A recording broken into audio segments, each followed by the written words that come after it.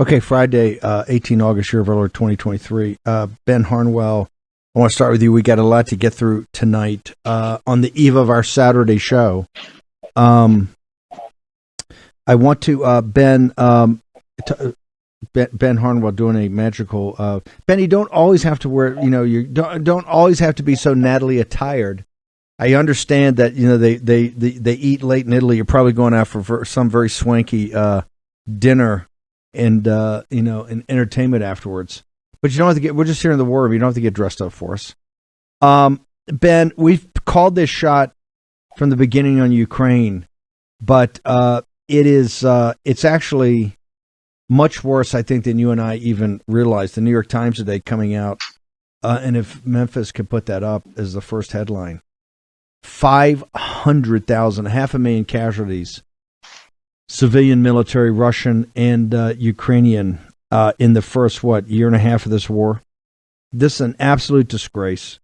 The blood is on the hands of the Biden regime, Brussels, the Party of Davos, NATO, the City of London, all of it. Walk me through this. It's more catastrophic than I think you and I even... I mean, we knew it was catastrophic. I didn't believe it was this level, but this is pretty shocking. It is shocking, Steve, and it also underlines a point, 2 points that we've been saying constantly in our analysis of this war. The first is that no one is really aware on either side what the true level of the injured, killed, maimed, mutilated are. But that's a given. It's very difficult to keep track of these things. For example, we don't really know how many people died of COVID. We don't really know how many people have died of the vaccines. In both cases, to do with the way that these statistics are kept. The second point I would make is that these articles now are appearing with increasing regularity in the Western media, and there is a reason for this, and we've been pointing this out really since before it took place, whilst it was taking place, and after it took place, and that is that the West is pivoting away from Ukraine. It's a slow pivot, but there's definitely a pivot. Now, the first article, if I may, Steve, I'd like to call on is the Foreign Policy article number 1, please, Memphis, with the headline, "Should the West keep arming Ukraine or push for peace?" Then it has to stand first slightly beneath that. A slow counteroffensive hasn't led to major breakthroughs, prompting calls for negotiation rather than escalation. Steve, those words, we have been using them in one formulation or another for a year and a half now. The mainstream media is starting to pick up on this and run with it themselves. This is foreign policy. So along with foreign policy, along with foreign affairs, these are the two big policy wonk magazines for the foreign policy world. And to read this kind of article in that medium, it's like listening in to an internal debate. Which is really what these two magazines exist for. It's policy wonks really talking to themselves. If you want to see what the wider propaganda is on massaging public opinion, you go to, for example, like the Washington Post or something like that. To slightly less extent, but still the same sort of thing. The New York Times. But these magazines this is the policy intelligentsia talking to itself, and this is what they're floating. I mean, as with always, Steve, I will be linking to these to all the articles I'm referring to on this segment, and I give the socials at the end of it. These are basically two policy experts just having an interview, talking to themselves, and paragraph after paragraph, it's basically saying that the counter-offensive hasn't been going anywhere. And I'll just read out this segment just for the purpose that it just one out of many I could have picked, simply because it confirms and affirms what we have been saying on the war room, and that's important, I think, so people have confidence. Because when you do tack an editorial line at odds with the rest of the media, it's important to check in to say, are we right on this? Is this eccentricity? Is it are we being quixotic, or is this actually the reality and just everyone else is ignoring it? And it is actually obviously the second of those cases. So I'm just going to cite one question and then a little bit of the answer, just to give a flavour of the whole article, and then I'm going to move on to the next one. First up, do we agree on the fact Ukraine has taken relatively little territory, has been forced to commit its reserves without any major breakthrough, and while I wouldn't call the offensive failure, it's not a stunning success either. And then the interviewee says, we agree on those facts, but I think part of the problem was not Ukraine's performance, but unrealistic expectations in the West. Well, a lot could be said about those unrealistic expectations, and it's largely because we were subjected from before the counteroffensive, when it was still the spring offensive took place. We were subject in the West to a massive propaganda exercise in the West, and that's probably one of the reasons why expectations were different from reality. But there is the confirmation in that very important policy magazine of the general tone and tenor of what we've been reporting on in the war room. Memphis, I'm going to move on to the second article, if I may. This is article number 2. It's the Washington Post, and the headline is U.S. intelligence says Ukraine will fail to meet the offensive's key goal. Now, we like to refer to the Washington Post on the war room as the CIA's daily bulletin. This is basically what the CIA wants us to believe, because this is part of the pivot. And in this instance, I'm going to suggest that it's not just the CIA. I think this is basically the White House here trying to salvage something of now it's shattered political credibility on the international stage, and it's trying to put a distance between itself and these failures to suggest that somehow it's not all the Biden administration's fault. Obviously, but hang on here, hang on here. This one in particular, I want to go to it's up on Getter, but if we can somehow, and maybe you're the guy that do it, get it past the paywall. This is a very important piece.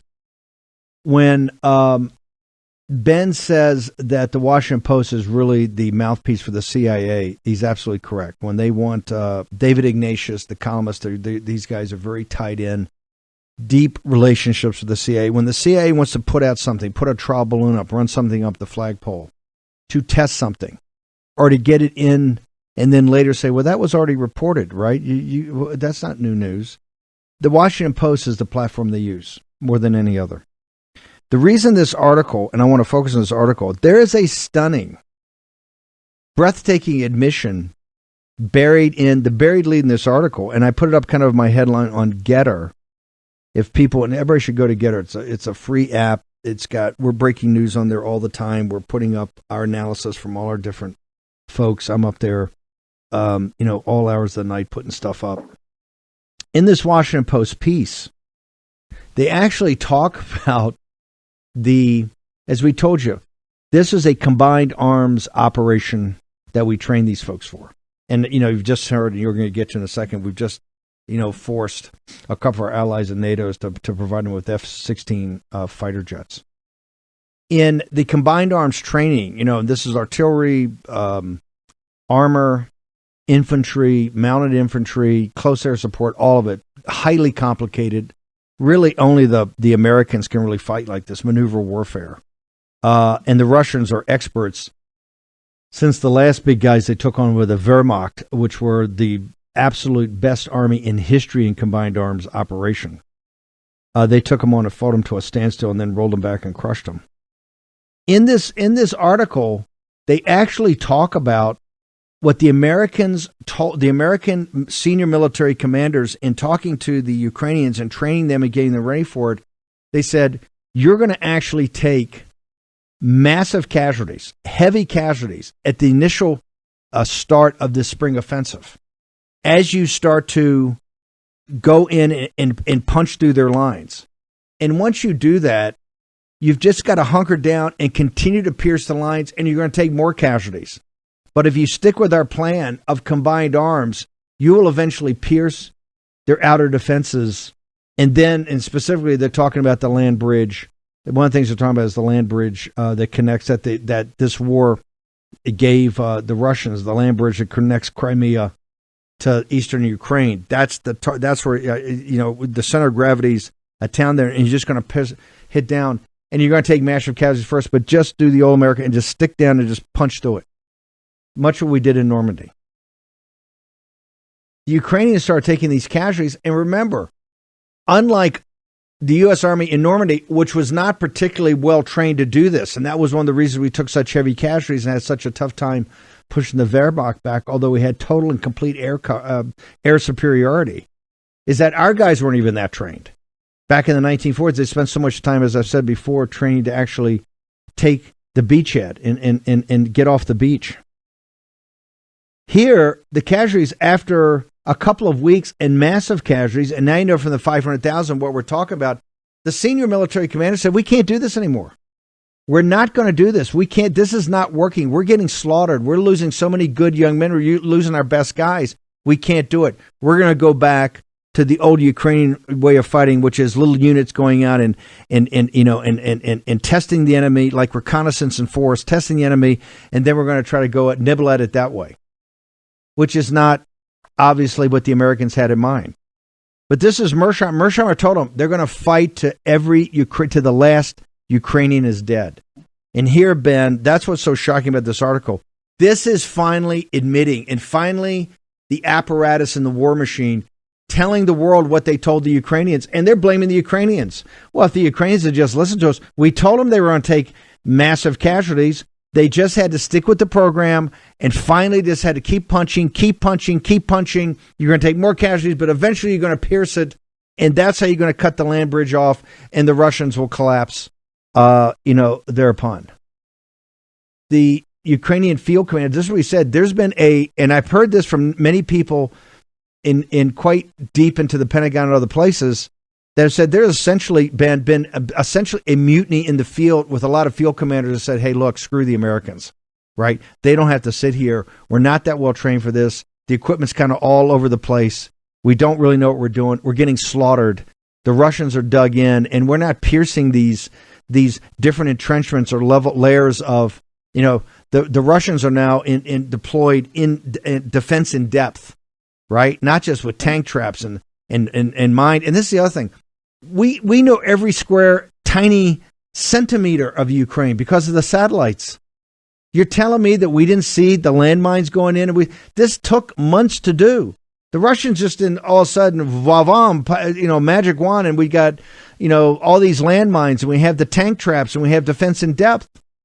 Were the Ukrainians not briefed on this? Do they not know the level of defense and I think the Russians have proved pretty well that they know how to hunker down, and they don't mind having a couple of 3 folks die in defense of that. This is a calamity. This is a calamity of historical scale. Never before in human history have a people been as misused and lied to as the Ukrainian people. And we said on the show a year and a half ago, and we told you the crime here is the innocent dead of the young men and women in the Ukrainian military and the civilians. Ben Harnwell. Steve, it's funny that both of us reading this article independently of one another flagged up the same paragraph and thought almost the same thing.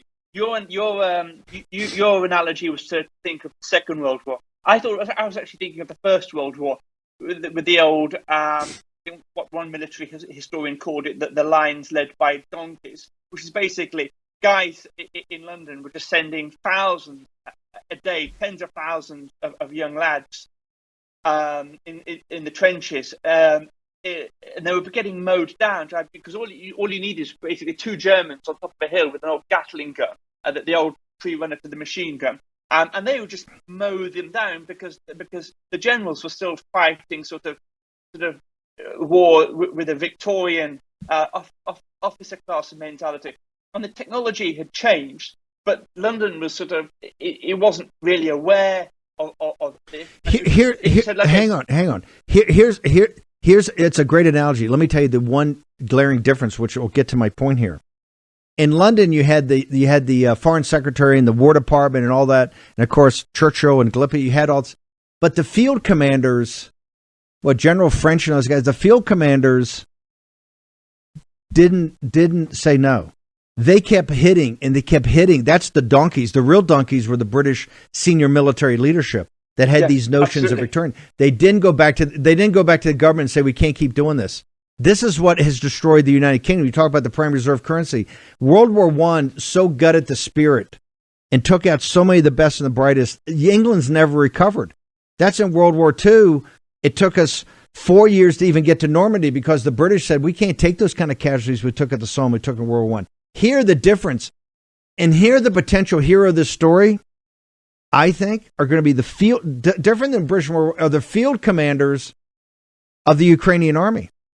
Because they're sitting there, and that's what the story says. They're looking at Zelensky and all these guys back partying in Odessa and partying in Kiev, all the nice nightclubs. And they're taking these young kids into this charnel house. That's where you're hearing about these mutinies. You're hearing about entire units that will not continue to fight, or they will not continue to fight along the American plan. Because they're saying, we're not trained for this. One, we don't really have the equipment. Number two, this is so complicated. It's not what we do. We can go back to the small unit things we do in probing and kind of Ukraine War 101, which is what they know in their DNA. That's how they fight.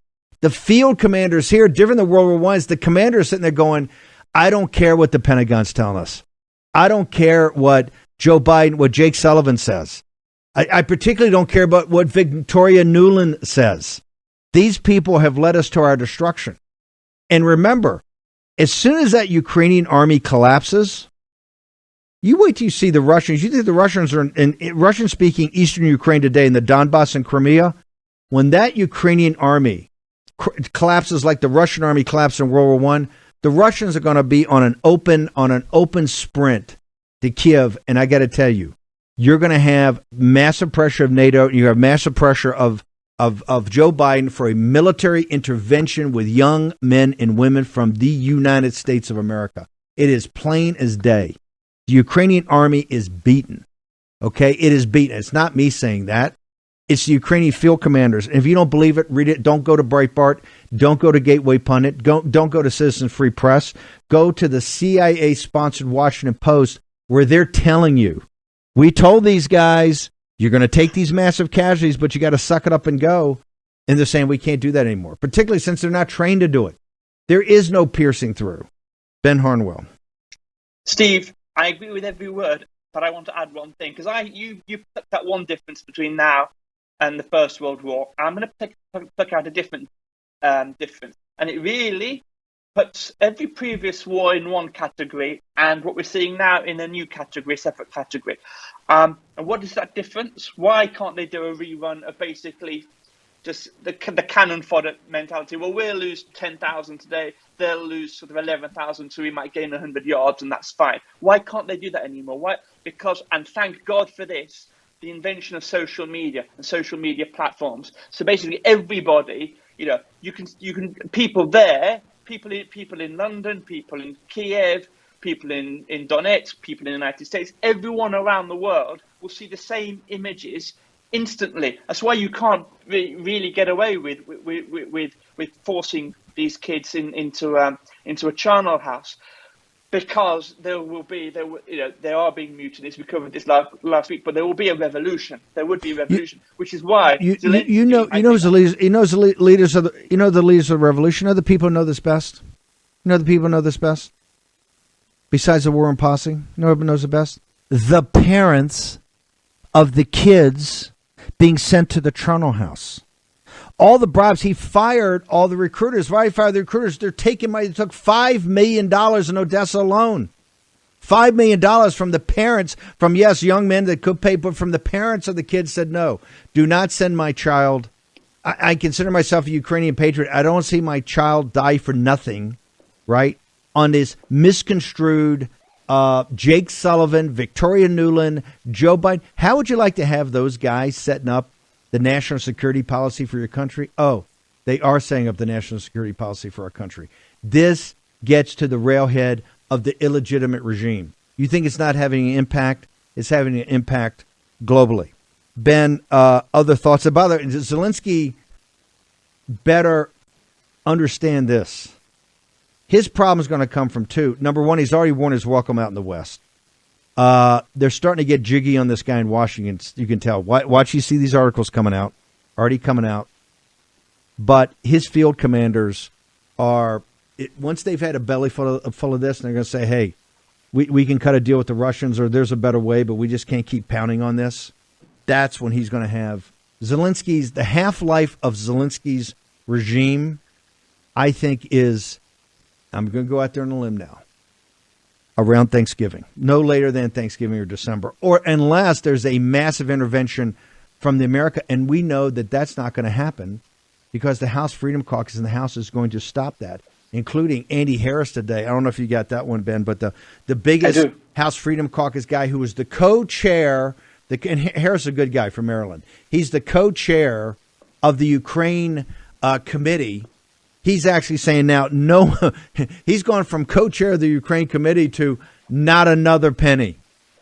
This guy goes from the biggest cheerleader with the pom-poms out there, right, up on Fox all the time, and he's a good guy. But he goes from that to, hey, over my dead body, not another penny. This is how quickly it's swinging, and it's led by the cadre of the War and Posse, Ben Harnwell. Yeah, his precise words were, if there is humanitarian monies, non-military monies, or military monies without an inspector general, I'm not supporting it. And he goes on to say, I'm sorry, we don't have that kind of money. Actually, I'll just close. Now, his story is unique, because you're going to say to yourself, why is someone in the Freedom Caucus supporting being all in? And he has been all in on Ukraine right from the beginning. His mother was Ukrainian. She fled, I think, in the 50s. So he has that emotional connection. But now the realities of the situation are kicking in.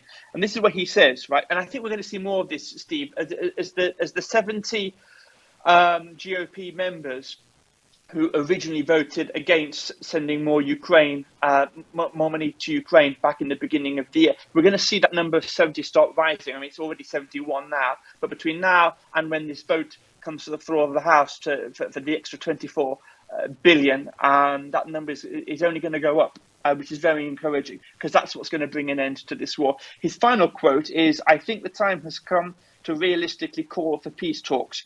I know President Zelensky doesn't want it, but President Zelensky, without our help, he would abjectly lose the war. And with our help, he's not winning. It's a stalemate now. So that is exactly, I think, Steve, what you were just saying. And it's very good news indeed. Remember, the reason Harris and these people are coming forward, this whole thing started, remember, a couple of weeks ago, right when the House left. And, of course, a bunch of Democratic congressmen who are these progressives are the big supporters because they hate Putin and, quite frankly, they hate the more traditional society in Russia. They went over there right away. They went there for CODELs, these congressional delegations, which are normally boondoggles, but they went over to actually get information because they had to be able to fight hard for all these different supplementals, and they knew the Republicans, led by the War and Posse, were going to take a hard line. They're the ones that started leaking. They'd go over there and go, what in the hell is going on here? The briefings they got were like a reality check because they were asking hard questions since they were going all in on this. They're the ones that first went to CNN and started leaking. And then CNN came up with the poll 55-45. That was back then. 55-45, when people still thought the spring offensive and everything they've been lied to was going to be effective. It was congressional Democrats that originally came and were truth tellers to leaking to the media saying, hey, we're seeing these classified briefings over here, and this thing's not going so well. It's not going as well as we thought it was, or not as well as we were promoted on. And you're going to see a lot of finger pointing between, Zelensky's regime and Biden's regime of who lied most. That's where the Washington Post story, that buried lead, is so important. Because right now the position is we told them, we trained them, and we told them what to expect. A lot of Ukrainian troops are going to be slaughtered in the first couple of weeks, but you just got to keep your head down. You'll eventually start to punch through. And although the slaughter rate, there'll still be big slaughter, the slaughter rate will come down, but you just got to gut it out. That's the position they're taking. Now, you're seeing Harris and other guys whose political careers are very tied to this coming up and saying, hey, upon further review, as they get more classified briefings, they're coming out and saying, hey, I don't know how much I'm for this right now. This is going to be a massive fight when we get back. Ben, we only got a couple of minutes. I know it's late in Rome. Give us your summary. I may try to track you down, have you on the Saturday show. There's so much to go through geopolitically, what's happening in Europe. Remember, right-wing parties are ascendant throughout the world. Why? People have had a belly full of what's going on. So we're seeing it from Argentina to Germany to Alternative for Deutschland. Ben Harnwell, how do people get all your information? Getter, simply my surname there. You see it at the bottom of the screen, Harnwell. Just tap into that into the search box, and you'll find my profile there, warroom.org. And then, of course, the War Rooms, Bannon's War Room is called, our channel on Rumble, on which all of these great videos are placed. And we want to make sure you sign up for the morning newsletter. You get Ben's exclusive pearls of wisdom. Yes, sir. Ben Harnwell. Always glad to have you here. Have a good night in Rome, Steve. And we'll hopefully get you back on the show tomorrow. Thanks, brother. God bless. Ben Harnwell, our international editor, live from Rome. We're going to try to get Ben back on the show tomorrow. Okay. Short commercial break. We're going to turn back to my favorite topic. Man, this thing is amazing. One of the best looking books I've ever seen. Dark Aeon. D. Joe Allen next in the War Room.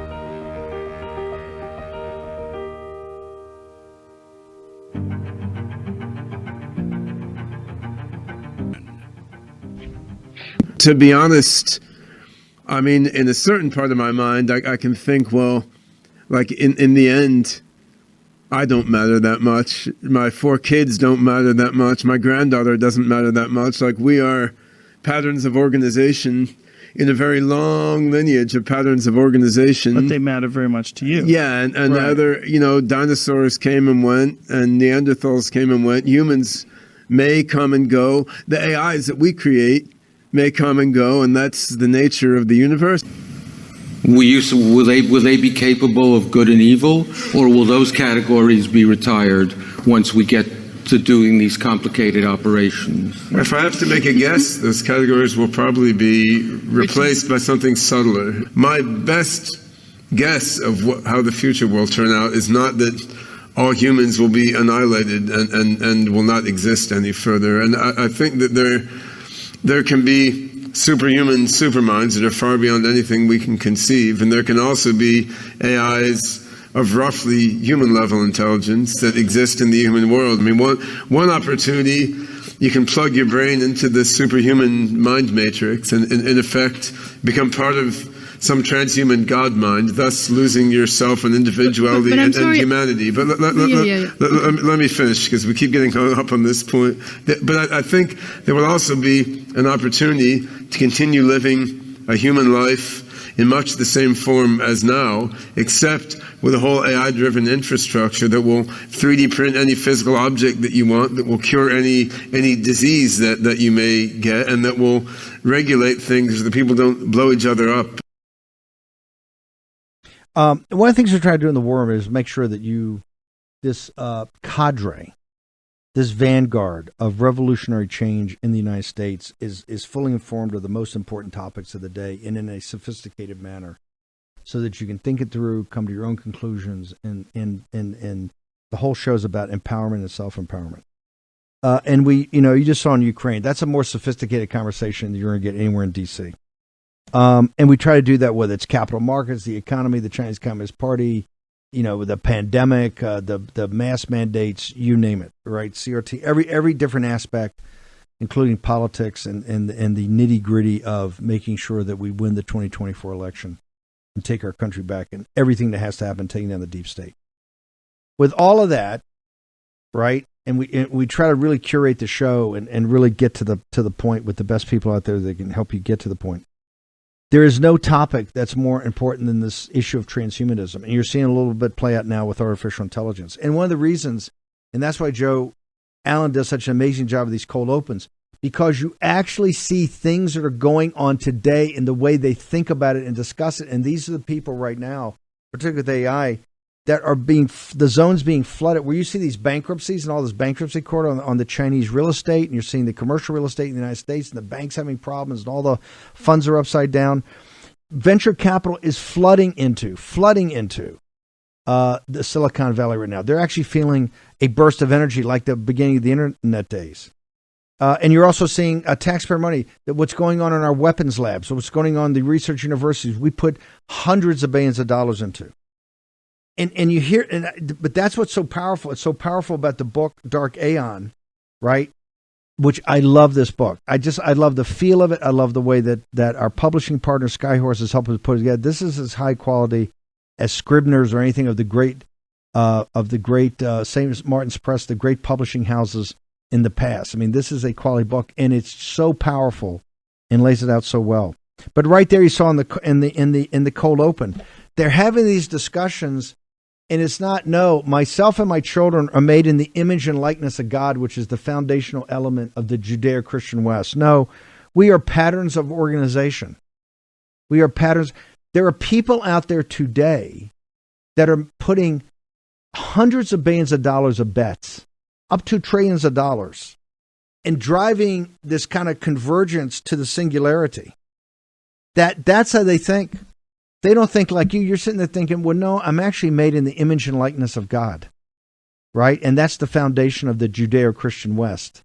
And I believe that to the core of my being. No, their thought is, no, you're just a pattern of organization. You're kind of like, the dinosaurs, they were a pattern of organization, or the cockroaches, they're a pattern of organization. You're just a quote, pattern of organization. Joe Allen, help make it make sense, brother. Steve, I believe that a vast portion of our elites have lost their minds. In essence, they have detached themselves from the sort of human reality that all of us live in and have vacated into a dream world in which artificial intelligence is God, robots are our companions, humans are made holy through brain-computer interfaces, and our bodies can be kept alive in perpetuity through these machines, and especially through genetic engineering. It's not all of them, and I don't think we've ever made that claim, and it's not a conspiracy theory. It's worse than a conspiracy theory. It is a cultural movement. It is a civilizational orientation. And you see it in the propaganda coming out from everything from the news to entertainment. You see it in this fevered race to create better and better, more sophisticated AI and to integrate it into every part of people's lives, especially the lives of children, through education. And so, the real thrust of the book, Dark Aeon, the real thrust of the book is that idea that the civilizational orientation has been shifted away from God, away from the Christian tradition in the West, and across the planet. If you're talking about a Buddhist nation, a Hindu nation, a Muslim nation, among the elite, and it's probably best expressed through Klaus Schwab's wild proclamations of a fourth industrial revolution and many others, the civilizational orientation is away from God, what is transcendent, what is holy, and towards the machine. It's worse than humanism. Humanism really stripped the sacred from the public sphere, secularized the culture and politics, and put all of the attention on the human. We will focus on human excellence. We'll make humans excellent. Our icons will be actual human beings, real people instead of saints, instead of gods.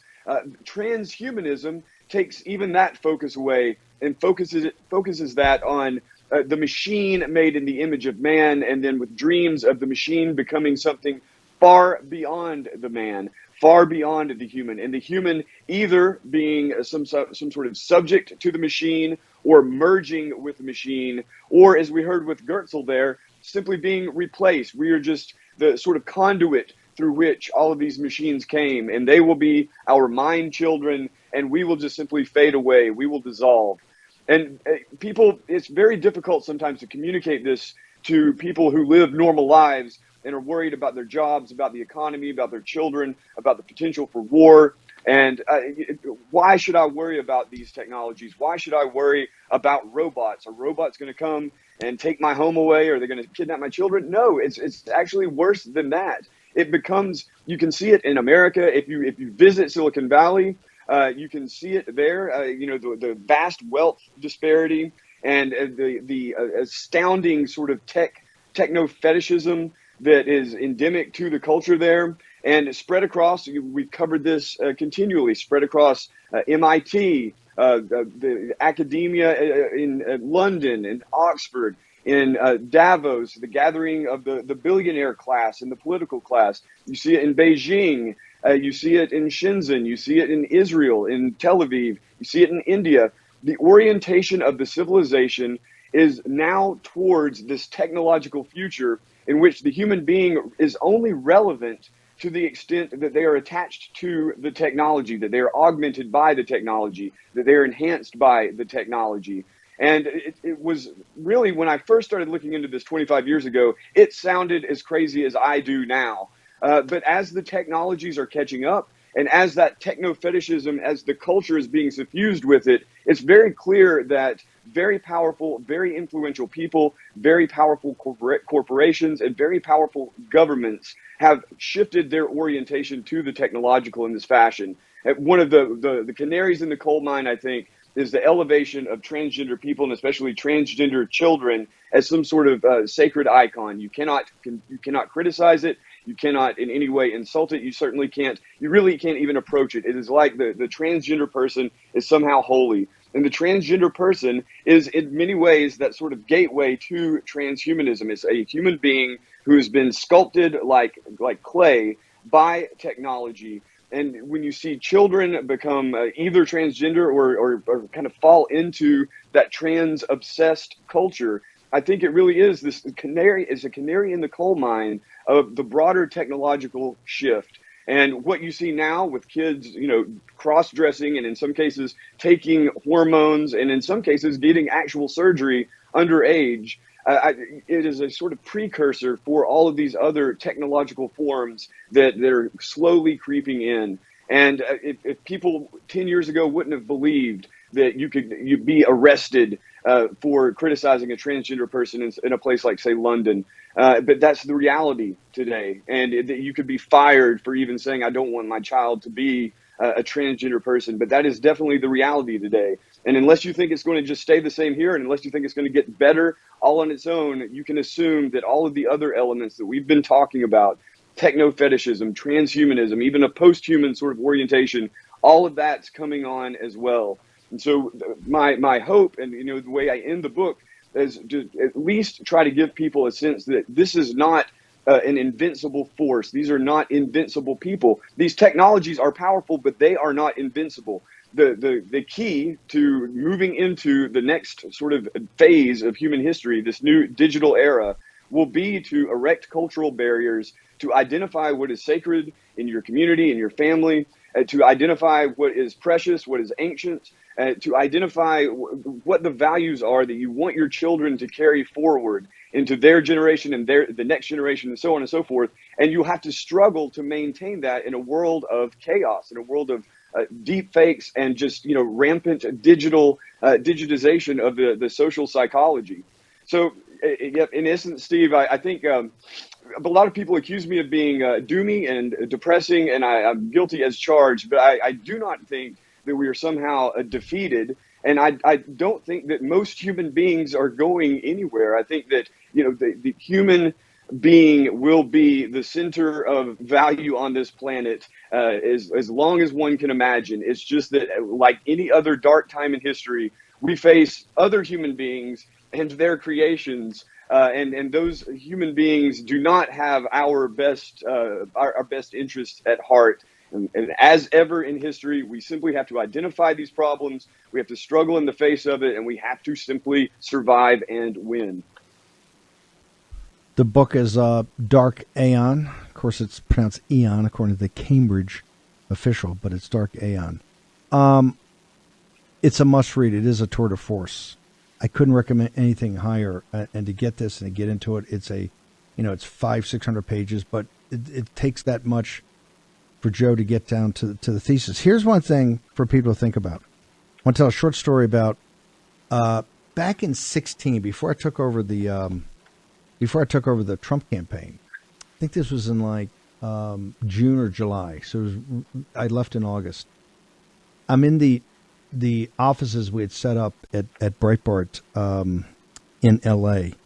And two individuals, one I knew not very well, but knew pretty well, was a operative or an analytical guy in politics, and he had a sidekick with him. They came in for a meeting that we had scheduled to go through in June to make sure we fully understood the interconnectivity with what was happening in Brexit. That vote was going to take place in late June, and how a lot of this politics is interconnected and interlinked, and the analysts can show you that. And he showed up, and he had, Joe, you might remember this, I think it was Google. They had those glasses where they were actually attached to a computer in the glasses, and these glasses kind of wrap around, and he and the guy showed up. And at first I thought it was a goof. And he sits down, and they start the meeting. I go, whoa. I said, this is kind of fun. He says, oh, no, we're in a beta site test. We're wearing these for the month. And I go, you're wearing what? And he goes, well, we're wearing these. We're kind of attached to the computer, and it's the Google thing. And he's got that. And I said, you can actually have a computer. He says, yeah, everything we can fact check. We do all kinds of stuff. I said, yo, bro. I said, they're either coming off or it's the end of the meeting. I said, I'm not sitting here with some cyborg, right? I'm not going to do that. And that's what you are as a cyborg. And he thought I was kidding. I said, hey, it's real simple. Either the glasses come off or we're finished. And a couple of the guys at the conference go, this is Bannon being Bannon. I said, no, I'm not going to sit here and have a meeting with the cyborg. And you're a cyborg. And he kind of admitted, he says, yeah, I said, fine. Remember, that experiment kind of failed, I think. But it was so eerie. And I knew this guy. It was so eerie. And he was like, oh, yeah, I'm doing this beta site test for Google, and we're going to do it in, for the next month. I said, hey, you could do it anywhere you want, but you're not going to do it in here, and you're not going to do it with me. Out. Either take them off or leave. And he says, well, I can't take them off. I said, fine, then out. He says, well, I can't. I said, I don't care. Out. Never met with him again. Anybody that in your life, in this audience, you're going to have someone in your life, because we're talking about enhancement, either chipped, get someone in your life that's dear to you within the next 12 months is going to come into your life, and they're going to actually say they're going to have an enhancement. They want to either have an operation, they're already chipped. You're going to sit there with someone in your life that you know and you've known for a long time and you love or you're close to, and they're actually going to be part of the enhancement part of Homo sapien 2.0. Mark my words, it will happen to you within the next 12 months. They're not going to come back as a full cyborg, but from all the options, all the entry-level gateway types of the things they can do to get in there, it's going to happen. And that's why you need to read the book. This is not science fiction. Something's going to happen in the future. This is now, and in the labs and in Silicon Valley with trillions of dollars pouring in there. The next war we fight, the war of the CCP, a lot of it's going to be around artificial intelligence and things like this. So we got to bounce, Joe. Maybe I'll track you down. I want to make sure we go through this so people understand. At the end of the day, this is a spiritual war. But when people are all over Tucker for, Tucker's about replacement theory. Hey, folks, this ain't the replacement theory of people of color or people of a different ethnicity or people of a different religion. This is about the replacement theory of something called Homo sapiens, of humans. This is all about and remember, the vanguard of the wealthy and the billionaires, their simple mission is not to help mankind. Their simple mission is quite focused. They want to live forever. They got a great deal running here. They're not quite sure. They're not real believers in any afterlife, and they're certainly not believers in leading a moral life. So they don't want to get to Judgment Day too quickly. So they're all about immortality, everything they do. But the amount of money coming in here, someone in your life that you know, you're close to, or you're acquainted with, within the next 12 months, will walk in and say, hey, I got chipped. I did this. I got this in my hand. Boom. I don't need a credit card anymore. You will go, oh, my God. They are no longer just a human. They're an enhanced human. And that's going to end in tears. Joe Allen, how they get the book? How they get to you? Well, Steve, you can find it at Amazon. You can find it wherever books are sold. You can find it links at the top of my social media at JOEBOTXYZ, at warroom.org under the Transhumanism tab. And you can find a link at the top of my site, jobot.xyz. And as Steve, by the way, people are probably seeing these palm readers rolling out at Whole Foods. Right now, they're just above 3 million customers. The trend has already come in, and you don't even need a chip. No. You've become your wallet. Think about it. Okay, Joe Allen, I'll track you down. Maybe we'll get you on tomorrow. This thing's too good. The book's too good. Go to Amazon right now. Order it. This is going to be a New York Times bestseller. This book's amazing. Okay, we're going to leave you with one of the great songs from the American Songbook. Jim Reeves, one of the great voices. Precious Memories. We will be back here on fire tomorrow morning at 10 a.m. My favorite show of the week, Saturday. See you then.